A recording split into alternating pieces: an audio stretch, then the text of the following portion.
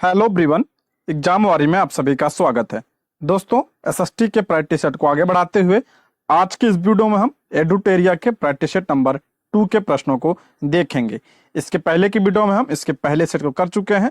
अगर आपने वीडियो नहीं देखी है तो प्लीज चैनल पर जाके देख सकते हैं। और इस सेट में जो है आपका पॉलिटी पॉलिटी के 40 प्रश्न और हिस्ट्री के जो है 40 प्रश्न जो है इसमें शामिल हैं। तो ये जो है सभी एग्जाम के लिए इंपॉर्टेंट है। वैसे तो ये 6 to 8 के लिए है, लेकिन ये सभी एग्जाम के लिए इंपॉर्टेंट है जिसमें पॉलिटी और हिस्ट्री के प्रश्न पूछे जाते हैं। ठीक है, तो चलिए शुरू करते हैं। आज का पहला प्रश्न है, दलित पैंथर्स की घटना से निम्नलिखित में से कौन संबंधित नहीं है? तो इसका राइट आंसर हो जाएगा ऑप्शन बी, दलित सेना का गठन दलित पैंथर्स की घटना से संबंधित नहीं है। ऑप्शन बी इसका करेक्ट आंसर हो जाएगा। बाकी जात प्रथा का उन्मूलन, भूमिहीन गरीब किसानों की उन्नति, औद्योगिक रूप से शोषण से मुक्ति, यह जो है दलित पैंथर से संबंधित है। दलित पैंथर की बात करें तो दलित पैंथर दलित युवाओं का संगठन था जिसका गठन नामदेव ढसाल, जे.बी. पवार एवं अरुण कांबले ने 1972 में बॉम्बे महाराष्ट्र में, कब इसका गठन 1972 में बॉम्बे महाराष्ट्र में किसने किया था? नामदेव ढसाल, जे.बी. पवार एवं अरुण कांबले ने। इसका लक्ष्य क्या था? तो इसका लक्ष्य दलितों के अधिकारों के लिए आवाज उठाना व जाति आधारित असमानता व अन्याय का विरोध करना इसका लक्ष्य था। ठीक है, ऑप्शन बी इसका करेक्ट आंसर हो जाएगा।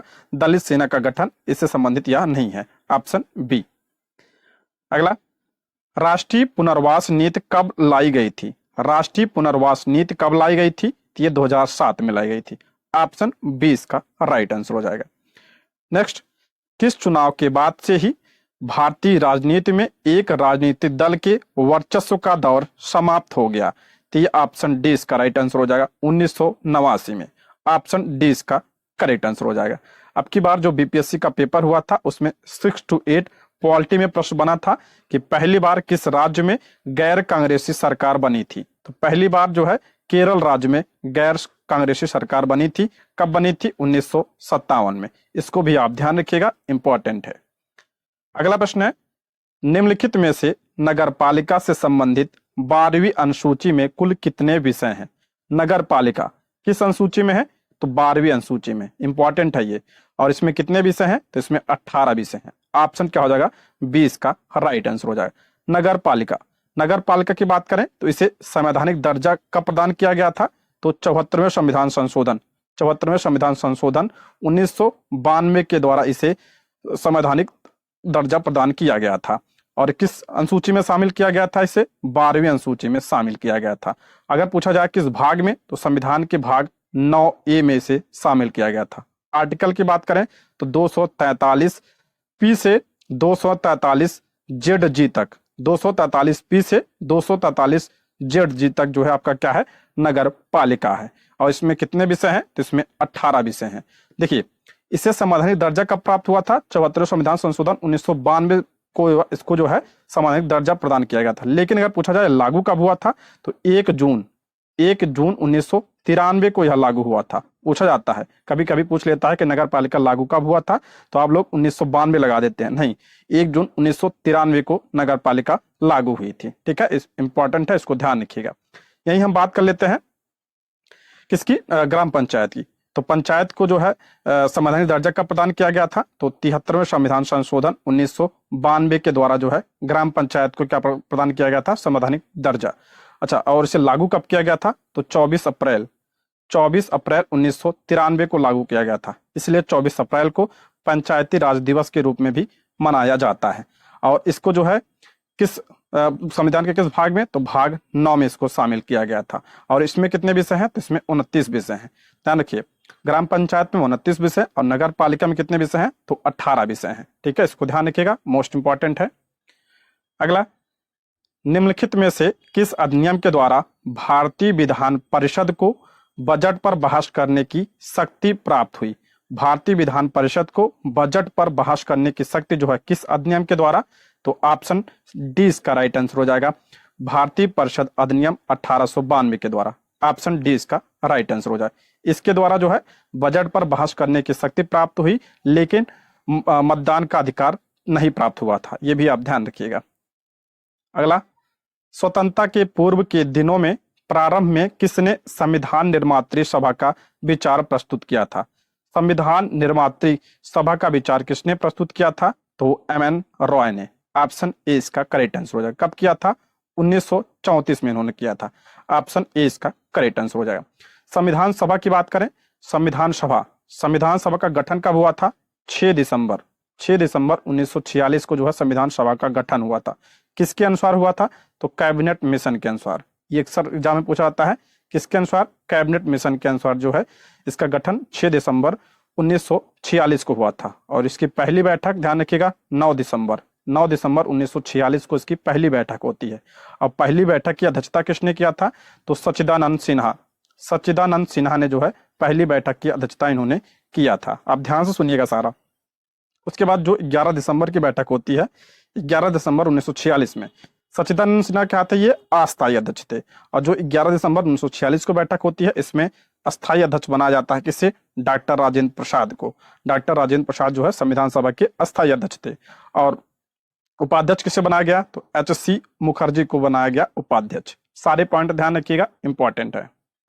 अगला प्रश्न है, भारत में 2 सदनों वाली पहली निर्वाचित संसद किस वर्ष अस्तित्व में आई थी? 2 सदन वाली पहली निर्वाचित संसद जो है किस वर्ष? तो ऑप्शन बी 1952 में अस्तित्व में आई थी। ऑप्शन बी इसका राइट आंसर हो जाएगा। कभी कभी डायरेक्ट प्रश्न बन जाता है कि राज्यसभा का गठन कब हुआ था? तो 1952 में राज्यसभा का गठन हुआ था। अगला, संविधान पांडुलेखन समिति का निम्न में से कौन सदस्य नहीं था? पांडुलेखन समिति यानी प्रारूप समिति की बात हो रही है। प्रारूप समिति के जो है इसमें सदस्य कौन नहीं था? तो ऑप्शन डी जवाहरलाल नेहरू जो है इसके सदस्य नहीं थे। ऑप्शन डी इसका राइट आंसर हो जाएगा। जवाहरलाल नेहरू संघ शक्ति समिति और संघीय संविधान समिति के अध्यक्ष थे, ये भी आप ध्यान रखिएगा। बाकी मोहम्मद सादुल्लाह, के.एम. मुंशी, ए.के. अय्यर, ये जो है पांडुलेखन समिति के क्या थे? सदस्य थे। देखिए, डॉक्टर भीमराव अंबेडकर की अध्यक्षता में गठित संविधान सभा की प्रारूप समिति में अन्य 6 सदस्य थे। डॉक्टर भीमराव अंबेडकर के अलावा कितने? 6 सदस्य थे। इसमें नाम ध्यान रखिएगा, एन गोपाल स्वामी अयंगर, अल्लादी कृष्णा स्वामी अय्यर, के.एम. मुंशी, मोहम्मद सादुल्लाह, बी.एल. मित्र एवं डी.पी. खेतान थे। इसमें जो है बी.एल. मित्र के स्थान पर कौन बना? बाद में एन माधव राव तथा डी.पी. खेतान के मृत्यु के बाद जो कौन बना था? तो टी.टी. कृष्णाचारी। तो ये भी आप ध्यान रखिएगा, ठीक है। टोटल कितने? इसमें आपका टोटल 7 डॉक्टर भीमराव अंबेडकर को लेकर। अगर इनका प्रश्न दिया है कि डॉक्टर भीमराव अंबेडकर के अलावा कितने, तो 6 सदस्य थे, ठीक है। इंपॉर्टेंट है, इसको ध्यान रखिएगा। एक प्रश्न और बनता है कि जो है इसमें एकमात्र कांग्रेसी कौन थे? तो के.एम. मुंशी जो है इसमें एकमात्र कांग्रेसी थे। ये पॉइंट भी आप ध्यान रखिएगा। आगे बढ़ते हैं। भारत के संविधान में सम्मिलित समवर्ती सूची किस देश से लिया गया है? समवर्ती सूची इंपॉर्टेंट है। ये समवर्ती सूची किस देश से लिया गया है? तो ऑप्शन बी ऑस्ट्रेलिया से लिया गया है। ऑप्शन बी इसका राइट आंसर हो जाएगा। अगर बात करें समवर्ती सूची की, तो समवर्ती सूची में कितने विषय हैं वर्तमान में? तो 52 विषय हैं। अच्छा, ये जो तीनों सूचियां हैं, केंद्र सूची, राज्य सूची और समवर्ती सूची, तो ये जो है संविधान के किस अनुसूची में है? तो ये 7वीं अनुसूची में। किस अनुसूची में है? 7वीं अनुसूची में है। और समवर्ती सूची की बात करें, इसमें कितने विषय हैं? तो इसमें वर्तमान में 52 विषय हैं, ठीक है। और किस देश के संविधान से लिया गया है? तो ऑस्ट्रेलिया के संविधान से लिया गया है। ऑस्ट्रेलिया के संविधान से और क्या लिया गया है? तो संसद के दोनों सदनों की संयुक्त बैठक भी कहां से लिया गया है? तो ऑस्ट्रेलिया के संविधान से यह लिया गया है। अच्छा, आपकी बात पूछा था कि जंगल किस सूची का विषय है? तो जंगल भी आपका समवर्ती सूची का विषय है। शिक्षा भी आपका किसका विषय है? समवर्ती सूची का विषय है। सारे पॉइंट आप ध्यान रखिएगा, ठीक है। कहां से लिया गया है? ऑस्ट्रेलिया के संविधान से यह लिया गया है। अगर हम बात करें सोवियत संघ की, तो यहां से क्या लिया गया है? मूल कर्तव्य जो है यहां से लिया गया। सोवियत संघ से क्या लिया गया है? मूल कर्तव्य लिया गया। कनाडा से क्या लिया गया है? तो अर्ध संघात्मक सरकार जो है कहां से लिया गया है? तो कनाडा से लिया गया है। अगला प्रश्न है, हमारे संविधान में किस भाग में 3 सोपानों में पंचायती राज व्यवस्था का उल्लेख किया गया है? पंचायती राज व्यवस्था किस भाग में? तो संविधान के भाग 9 में है। ऑप्शन ए इसका करेक्ट आंसर हो जाएगा। पंचायती राज को संवैधानिक दर्जा कब प्रदान किया गया था? तो 73वें संविधान संशोधन 1992 के द्वारा इसे संवैधानिक दर्जा प्रदान किया गया था। अच्छा, भाग 9 में क्या है? तो पंचायत है। भाग 9 का में क्या है? तो इसमें आपका नगर पालिका है। भाग 9 ख में क्या है, तो इसमें आपका सहकारी समिति है। सहकारी समिति भाग 9 ख में है। ठीक है। भाग 10 की बात करें तो भाग 10 जो है इसमें क्या है, अनुसूचित जाति और जनजाति क्षेत्र भाग 10 में है। भाग 11 में संघ और राज्यों के बीच संबंध जो है भाग 11 में है। और भाग 12 में क्या है, तो वित्त, संपत्ति, संविधान और वाद, ये किस में है, तो भाग 12 में है। इसको भी आप ध्यान रखिएगा। अगला, भारतीय संविधान के किस अनुच्छेद में केंद्र शासित प्रदेशों के लिए उच्च न्यायालय का प्रावधान है? केंद्र शासित प्रदेशों के लिए हाईकोर्ट का प्रावधान किस आर्टिकल में है, तो आर्टिकल 241 में है। ऑप्शन 20 का राइट आंसर हो जाएगा। अगर हम बात करें राज्यों के लिए, तो राज्यों के लिए हाईकोर्ट किस आर्टिकल में है, आर्टिकल 214 में है। ठीक है, ध्यान रखिएगा, उल्टा है बस। अगला, राज्य भूमि सुधार अधिनियमों को संवैधानिक सुरक्षा प्रदान करने हेतु सम्मिलित किया गया। राज्य भूमि सुधार अधिनियम को जो है संवैधानिक सुरक्षा प्रदान करने के लिए किस अनुसूची में शामिल किया गया है, तो ऑप्शन बी 9वीं अनुसूची में। ऑप्शन 20 का राइट आंसर हो जाएगा।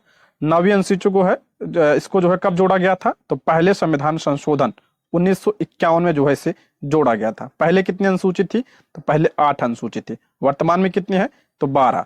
अब पहली अनुसूची यानी 9वीं अनुसूची जो है कब जोड़ी गई थी, तो 1951 में पहले संविधान संशोधन के द्वारा 9वीं अनुसूची को जोड़ा गया था। ठीक है, ये ध्यान रखिएगा। इसमें क्या है, तो राज्य भूमि सुधार अधिनियम 9वीं अनुसूची में है।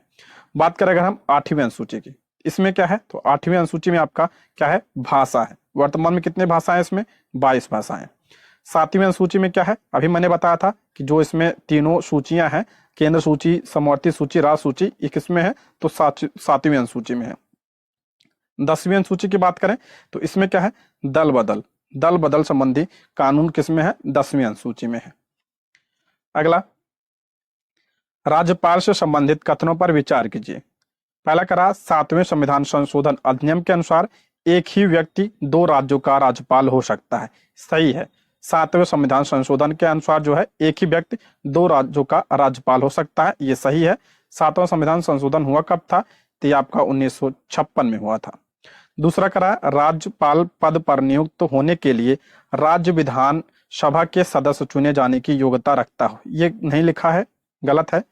तीसरा है, अनुच्छेद 213 के तहत राज्यपाल अध्यादेश जारी कर सकता है, ये आपका सही है। आर्टिकल 213 के तहत राज्यपाल अध्यादेश जारी कर सकता है, ये आपका सही है।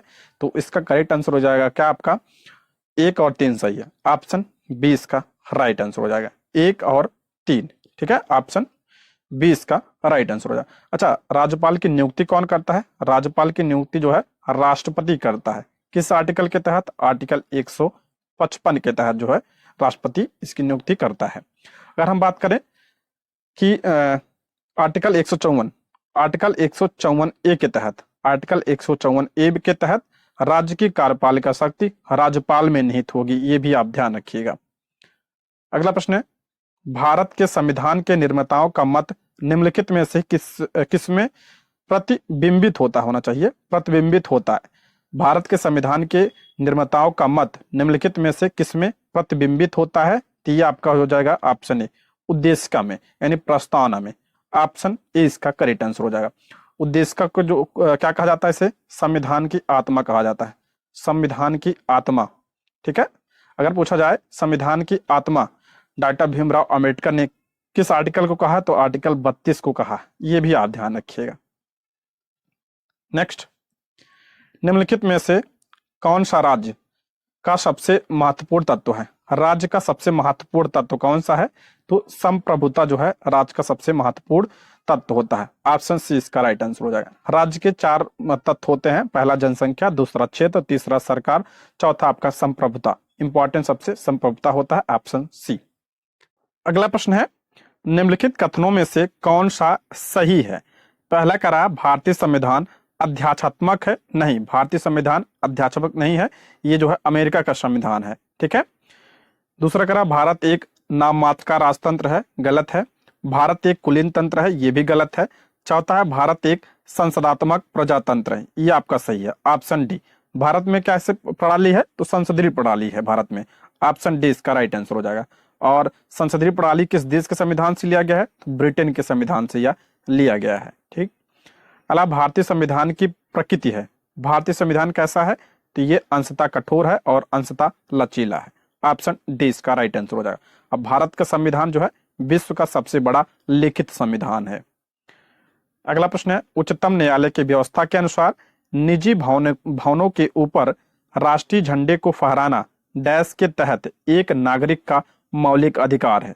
तो ये किस आर्टिकल के तहत? ऑप्शन बी, संविधान के अनुच्छेद 19 ए में। ऑप्शन क्या हो जाएगा? 20 का करेक्ट आंसर हो जाएगा। इसमें क्या है आपका? वाक एवं अभिव्यक्ति की स्वतंत्रता है इसमें। ऑप्शन 20 का राइट आंसर हो जाएगा। और यह निर्णय सुप्रीम कोर्ट ने नवीन जिंदल बनाम भारत संघ 2004 मामले में यह निर्णय दिया था। ठीक है। अगला प्रश्न है, किस संविधान संशोधन द्वारा संविधान में यह प्रावधान किया गया कि मंत्रिपरिषद में प्रधानमंत्री सहित मंत्रियों की कुल संख्या लोकसभा के कुल संख्या के 15% से अधिक नहीं हो सकती है? मोस्ट इंपॉर्टेंट है ये। तो ये किस संविधान संशोधन के द्वारा कहा गया था? तो आपका ऑप्शन ए इसका राइट आंसर हो जाएगा। 51वां संविधान संशोधन। ये कब हुआ था? तो 2003 में हुआ था। इसके तहत कहा गया था कि लोकसभा के कुल संख्या के 15% से अधिक जो है मंत्रियों की संख्या नहीं हो सकती है। ऑप्शन ए इसका करेक्ट आंसर हो जाएगा। और 15% में ही आपका जो है प्रधानमंत्री भी शामिल है। अगला, भारतीय राष्ट्रीय ध्वज में चक्र किसका प्रतीक है? चक्र जो है किसका प्रतीक है? तो ये न्याय का प्रतीक है। ऑप्शन ए इसका 20 का राइट आंसर हो जाएगा, न्याय का प्रतीक है। राष्ट्रीय ध्वज की बात करें तो इसका डिजाइन किसने किया है? तो इसका डिजाइन पिंगली वेंकैया ने किया है। पिंगली वेंकैया ने इसका डिजाइन किया था। और संविधान सभा के द्वारा इसे कब अपनाया गया?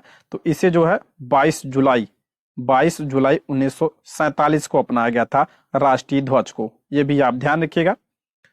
अगला, भारत के संविधान के किस भाग में मौलिक कर्तव्य उल्लिखित है? मौलिक कर्तव्य मोस्ट इंपॉर्टेंट, किस भाग में? तो आपका हो जाएगा भाग 4A में। ऑप्शन सी इसका राइट आंसर हो जाएगा, भाग 4A में मौलिक कर्तव्य। मौलिक कर्तव्य को किस संविधान संशोधन के द्वारा जो है संविधान में शामिल किया गया था? तो 42वें संविधान संशोधन 1976 के द्वारा इसे संवैधानिक दर्जा प्रदान किया गया था। पहले जान रखिएगा, मूल संविधान में मूल कर्तव्य नहीं था। इसे 42वें संविधान संशोधन 1976 के द्वारा इसे शामिल किया गया है। इसको ध्यान रखिएगा। किस आर्टिकल में? तो आर्टिकल 51A में। भाग पूछा जाए तो भाग 4A में। कल हमने पढ़ा था इसके बारे में डिटेल से। और किस समिति की सिफारिश पर इसे लाया गया? तो सरदार स्वर्ण सिंह समिति की सिफारिश पर इसे लाया गया था। जब यह संविधान में शामिल किया गया था तब कितना था? तो 10 मूल कर्तव्य थे। वर्तमान में कितने मूल कर्तव्य हैं? तो वर्तमान में 11 मूल कर्तव्य हैं। 11वां मूल कर्तव्य 86वें संविधान संशोधन 2002 के द्वारा जोड़ा गया है। ठीक है, ये भी आप ध्यान रखिएगा। वर्तमान में कितने हैं? 11 हैं। अगला प्रश्न है, वह राष्ट्र का प्रतिनिधित्व करता है परंतु राष्ट्र का नेतृत्व नहीं करता है, यह उक्त निम्न में से किस पर लागू होती है? तो ये राष्ट्रपति पर लागू होती है। ऑप्शन बी इसका राइट आंसर हो जाएगा। राष्ट्रपति जो है ये संवैधानिक प्रधान होता है। वास्तविक रूप से जो है कौन होता है? तो प्रधानमंत्री होता है। वास्तविक नाम मात्र का कौन होता है? तो राष्ट्रपति होता है। राष्ट्रपति का पद जो है किस आर्टिकल में है? तो आर्टिकल 52 में है। ये भी आप ध्यान रखिएगा। ठीक है। अगला, राज्य के नीति निर्देशक सिद्धांतों को भारतीय संविधान में शामिल किए जाने का उद्देश्य है। नीति निर्देशक सिद्धांतों को जो है भारतीय संविधान में शामिल किए जाने का उद्देश्य क्या है? तो ऑप्शन हो जाएगा इसका सामाजिक, देखिए सामाजिक प्रजातंत्र को स्थापित करना, और चौथा आर्थिक प्रजातंत्र को स्थापित करना। यानी ऑप्शन ई उपयुक्त में से एक से अधिक होगा इसका। ऑप्शन ई इसका राइट आंसर हो जाएगा। नीति निर्देशक सिद्धांत, नीति निर्देशक सिद्धांत जो है संविधान के किस भाग में है? भाग 4 में है। आर्टिकल पूछा जाए तो 36 से लेकर 51 में। और किस देश के संविधान से लिया गया है ये? तो आयरलैंड के संविधान से यह लिया गया है। अगला, निम्न में से किस एक की अध्यक्षता ऐसे व्यक्ति के द्वारा होती है जो उसका सदस्य नहीं होता है? किस एक की अध्यक्षता ऐसे व्यक्ति के द्वारा होती है जो उसका सदस्य नहीं होता है? तो इसका राइट आंसर हो जाएगा option C, Rajya Sabha. Option C इसका राइट आंसर हो जाएगा। और राज्यसभा की अध्यक्षता कौन करता है? तो उपराष्ट्रपति करता है, उपराष्ट्रपति। ठीक है। और ये किस आर्टिकल में लिखा गया है कि राज्यसभा का सभापति उपराष्ट्रपति होगा? तो आर्टिकल 64 में लिखा है। और अगर पूछा जाए उपराष्ट्रपति का पद किस आर्टिकल में है? तो आर्टिकल 63 में उपराष्ट्रपति का पद है। और ये पद कहाँ से लिया गया है? तो अमेरिका के संविधान से यह लिया गया है। ठीक है। राज्यसभा की बात करें तो राज्यसभा क्या है, आपका स्थायी सदन है, यानी इसका विघटन नहीं किया जा सकता है। और इसका कार्यकाल, तो इसका कार्यकाल नहीं होता, स्थायी होता है। लेकिन अगर पूछा जाए सदस्यों का कार्यकाल, ध्यान रखिएगा, इसके सदस्यों का कार्यकाल होता है, तो सदस्यों का कार्यकाल कितना होता है, तो 6 वर्ष होता है। ठीक है, और इसकी अध्यक्षता कौन करता है, तो उपराष्ट्रपति। ये आप पॉइंट ध्यान रखिएगा, मोस्ट इंपॉर्टेंट है। अगला, किस अधिनियम के द्वारा ब्रिटिश संसद में चाय और चीनी के साथ व्यापार को छोड़कर ईस्ट इंडिया कंपनी के भारत के साथ व्यापारिक एकाधिकार को समाप्त कर दिया गया? ईस्ट इंडिया कंपनी के व्यापारिक एकाधिकार को समाप्त कर दिया गया, लेकिन चाय और चीन को के व्यापार को छोड़कर। तो किस एक्ट के द्वारा, तो ये जो है चार्टर एक्ट 1813 के द्वारा। ऑप्शन ए इसका राइट आंसर हो जाएगा। व्यापारिक एकाधिकार को जो है समाप्त कर दिया गया था ईस्ट इंडिया कंपनी के, लेकिन चाय और चीन के व्यापार को छोड़कर। ठीक है, ऑप्शन ए इसका राइट आंसर हो जाएगा। ईस्ट इंडिया कंपनी की बात करें, इसकी स्थापना 1600 ईस्वी में हुई थी।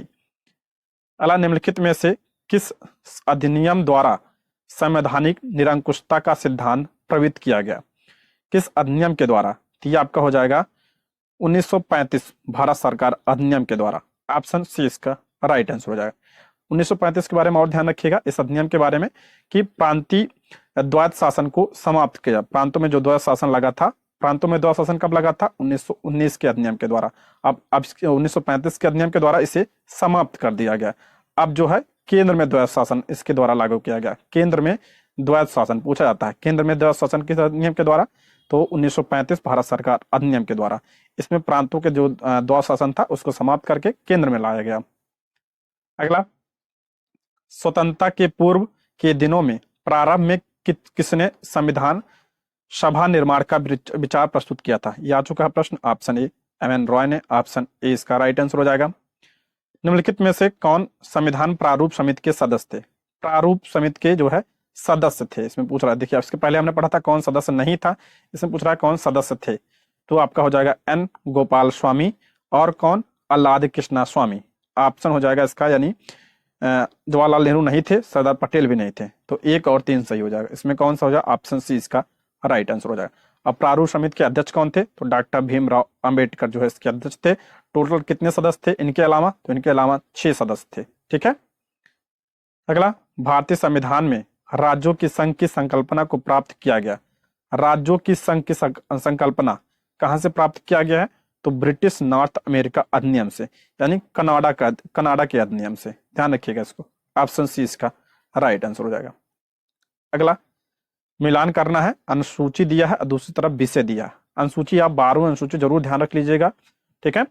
चतुर्थ अनुसूची की बात करें, इसमें आपका राज्यसभा है। पंचम अनुसूची में क्या है? तो इस पंचम अनुसूची में आपका जनजाति क्षेत्र। अष्टम में बताया भाषा है। नवम में क्या है ये भी बता चुका हूं, तो भूमि सुधार है। ठीक है, सारे ध्यान रखिएगा, इंपॉर्टेंट है। दोस्तों, यदि आप हमारे चैनल पर नए हैं तो प्लीज चैनल को सब्सक्राइब करें, और अगर आपको वीडियो पसंद आती है तो लाइक, शेयर और कमेंट भी करें। तो और अपना आप सब्जेक्ट कॉम्बिनेशन जरूर बताइए कमेंट बॉक्स में, उस हिसाब से हम वीडियो को लाएंगे। ठीक है।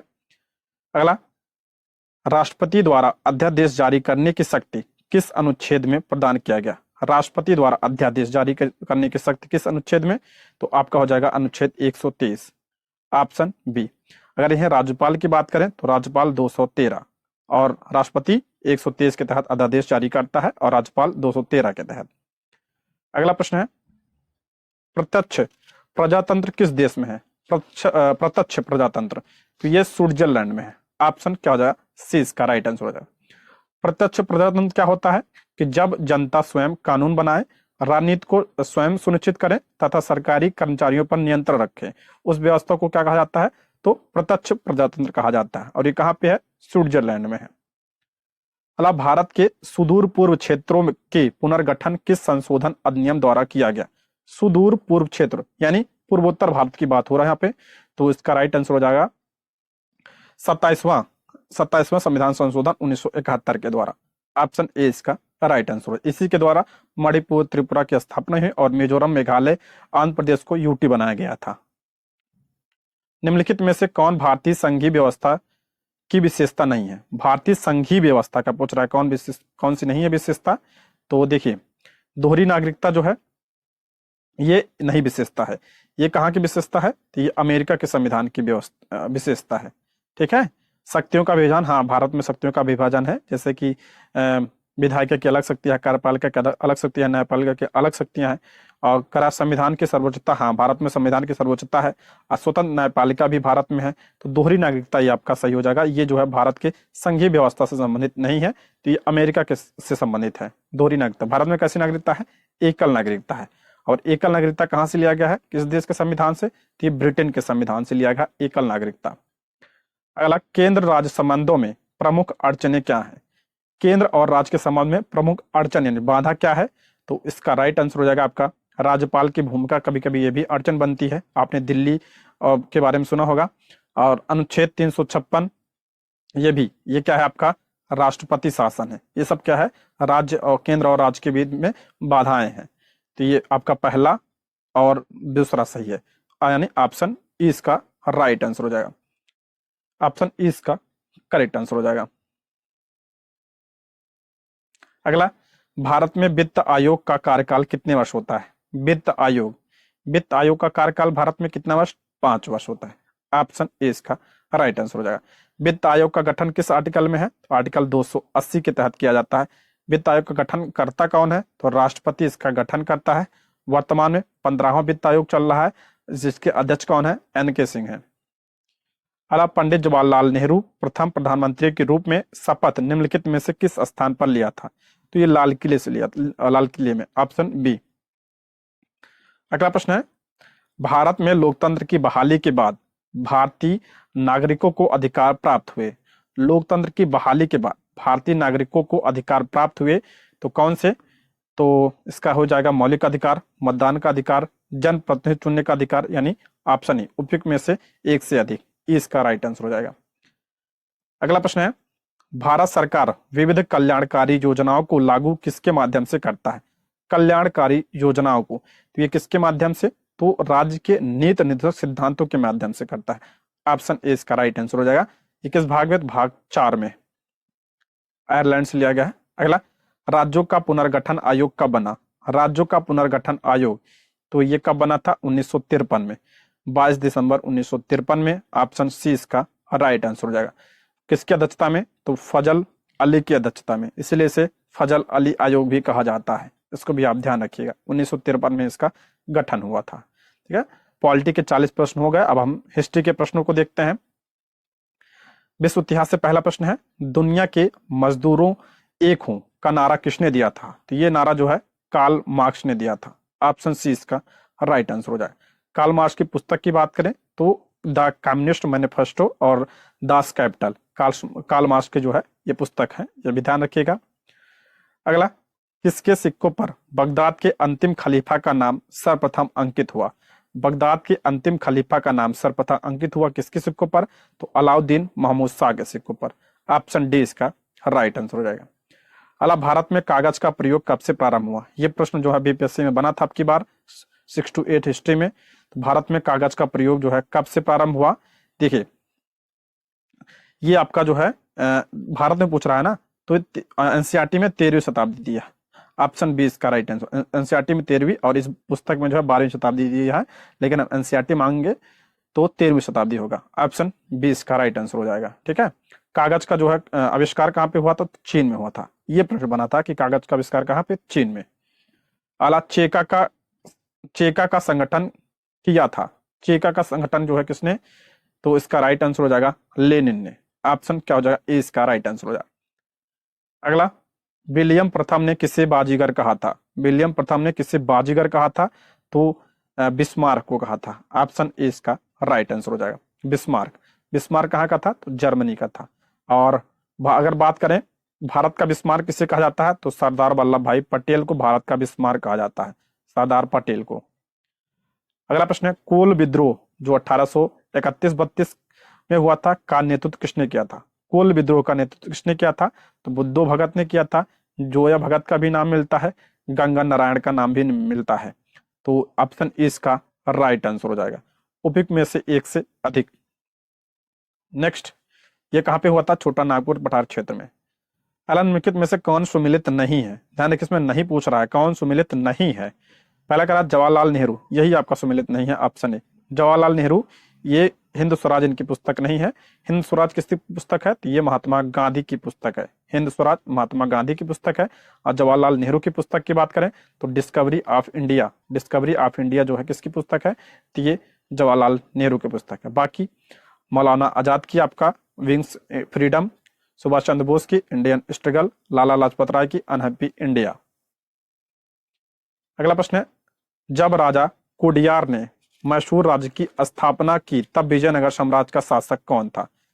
जब कोडियार ने मैसूर राज्य की स्थापना की तब विजयनगर साम्राज्य का शासक कौन था?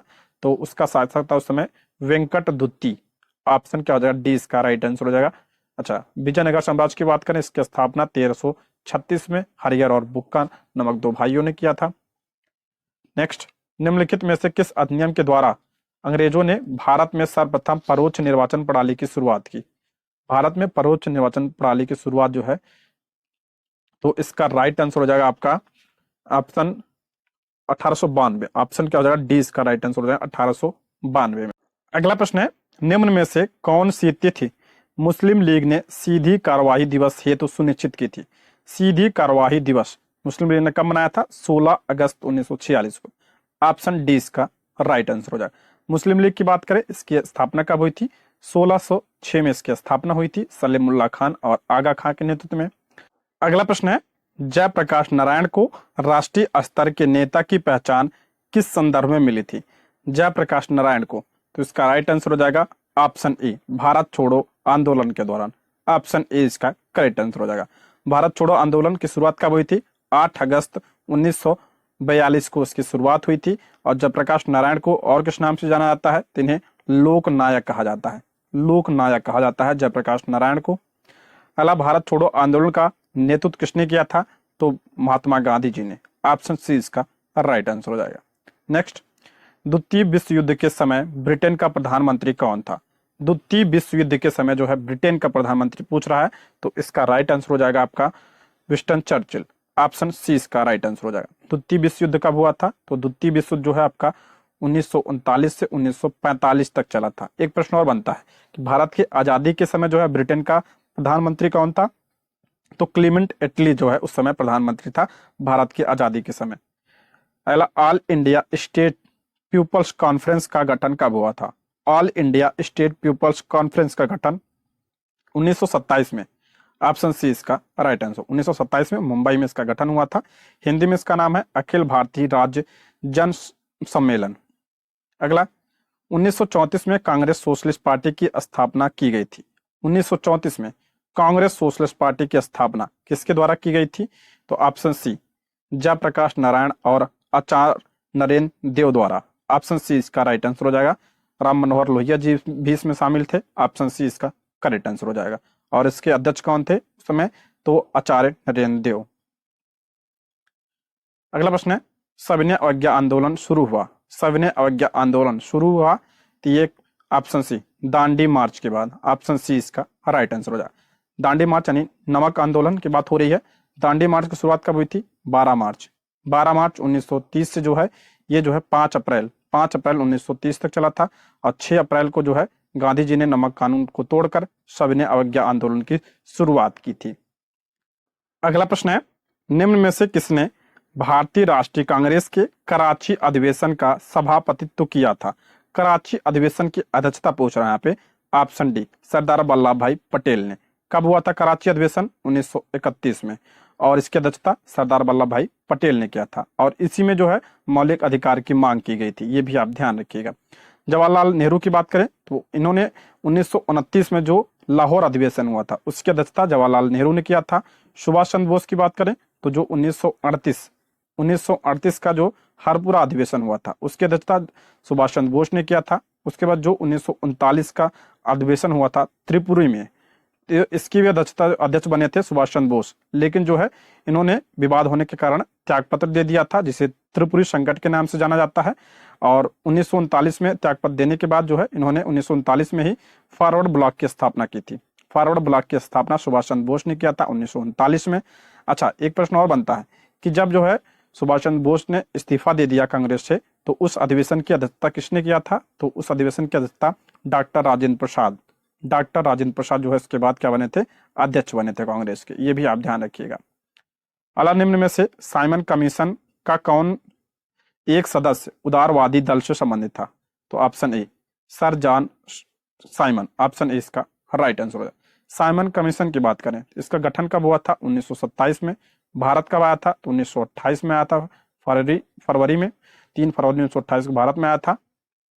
इसका विरोध हुआ था, क्यों हुआ था, क्योंकि इसमें जो है 7 सदस्य थे, 7 सदस्य थे और 7 सदस्य क्या थे, अंग्रेज थे, इसलिए इसे श्वेत कमीशन के नाम से भी जाना जाता है। अगला, गांधी जो द्वारा असहयोग आंदोलन में लोगों को शराब से परहेज करने का आग्रह किया था, फलस्वरूप सरकार के राजस्व में भारी कमी आई। एक प्रदेश की सरकार ने लोगों को फिर से शराब पीने के लिए प्रेरित करने के लिए प्रमुख व्यक्तियों की एक सूची प्रसारित की जो शराब पीते थे। उस प्रदेश का नाम बताइए। तो आपका हो जाएगा बिहार। ऑप्शन क्या हो जाएगा, 20 का राइट आंसर हो जाएगा बिहार। अगला, 1921 का मोपला आंदोलन शाखा था, किसकी शाखा थी ये, मोपला आंदोलन की खिलाफत आंदोलन। ऑप्शन ए इसका राइट आंसर। मोपला आंदोलन का हुआ था केरल में। नेक्स्ट, भक्ति आंदोलन को किसके द्वारा प्रारंभ किया गया था, भक्ति आंदोलन को? तो ऑप्शन ए उपयुक्त में से कोई नहीं होगा, ऑप्शन ई इसका राइट आंसर। भक्ति आंदोलन का प्रारंभ जो है किसके द्वारा किया गया था, तो रामानुजाचार्य के द्वारा, रामानुजाचार्य के द्वारा भक्ति आंदोलन की शुरुआत की गई थी। नेक्स्ट आपका, निम्नलिखित में से किसने पूर्वी बंगाल से लेकर पेशावर तक सड़क ए आजम कहलाई जाने वाली सड़क बनाई? सड़क ए आजम यानी जिसे कहा जाता है ग्रांड ट्रंक रोड, इसका निर्माण किसने करवाया था, शेरशाह सूरी ने। नेक्स्ट, पागलपंथ की स्थापना किसने की थी? ये पूछा गया प्रश्न। पागलपंथ की स्थापना जो है करम शाह ने की थी। ऑप्शन 20 का राइट आंसर है करम शाह। अगला प्रश्न है, कोपेनहेगन संग्रहालय की सामग्री से पाषाण, काष्ठ और लौह युग का युगी विभाजन किया था। तो ये किसने किया था, थॉमसन ने किया था। Option A. अगला प्रश्न है, अलाउद्दीन खिलजी के दक्षिणी अभियान का लक्ष्य धन प्राप्ति से था। का कथन दिया है, अलाउद्दीन खिलजी के दक्षिणी अभियान का लक्ष्य धन प्राप्ति से था, सही है। वह दक्षिण राज्यों को कब्जे में करना चाहता था, ये गलत है। कब्जे में नहीं करना चाहता, बस धन की प्राप्ति के लिए था। ऑप्शन क्या हो जाएगा, सी। क्यों सही है परंतु आर गलत है। कथन सही है, आपका दूसरा कथन आपका गलत है। अगला प्रश्न है, मोरक्को देश का यात्री इब्न बतूता किसके शासन काल में भारत आया था? इब्न बतूता, इंपॉर्टेंट प्रश्न है ये। इब्न बतूता किसके समय में भारत आया था? तो मोहम्मद बिन तुगलक के समय में। ऑप्शन ए इसका राइट आंसर हो जाएगा। कब आया था? 1333 ईस्वी में, मोहम्मद बिन तुगलक के समय। इसकी पुस्तक है किताब उल रहेला। किताब उल रहेला इब्न बतूता की पुस्तक है, मोरक्को का था ये। अगला प्रश्न है, निम्नलिखित मिलान करना है।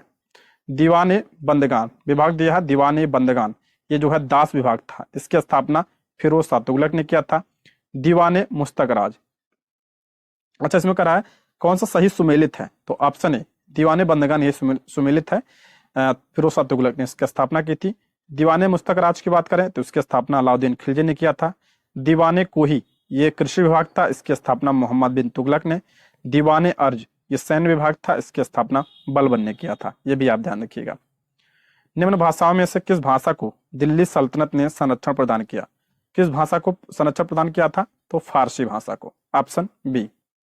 नेक्स्ट, निम्नलिखित में से किसे सर्वश्रेष्ठ स्तूप मानते हैं?